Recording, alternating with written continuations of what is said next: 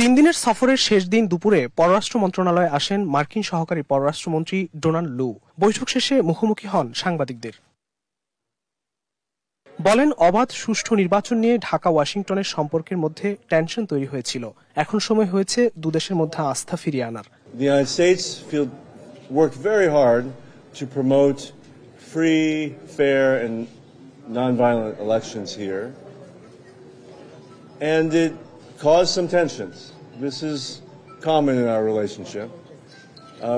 We want to look forward and not look back. We want to find ways to strengthen our relationship.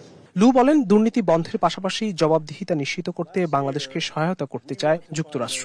RAB, শ্রম আইন ও মানবাধিকার ইস্যুতে তেমন কোনো অগ্রগতি লক্ষণীয় নয় বলে উল্লেখ করেন মার্কিন সহকারী মন্ত্রী। We have lots of hard issues. RAB sanctions. We have labor reforms. We have human rights and business climate reforms. But in order to work on the hard issues, we want to build up the cooperation we have on positive issues. We're talking about new investment. We're talking about the ability of more Bangladeshi students to study in the United States. And we're talking about how do we work together on clean energy. পরে পররাষ্ট্রমন্ত্রী doctor Hasan Mahmud সাংবাদিকদের বলেন, দুই দেশের সম্পর্ক এগিয়ে নিতে আলোচনা হয়েছে। র্যাবের নিষেধাজ্ঞা তুলে নেওয়ার বিষয়টি সময় সাপেক্ষ বলে জানান পররাষ্ট্রমন্ত্রী। US assistant secretary of state বাংলাদেশের সম্পর্ক উন্নয়নের লক্ষ্যেই তিনি সফরে এসেছেন এবং সেই লক্ষ্যেই আমাদের সমস্ত আলোচনা হয়েছে।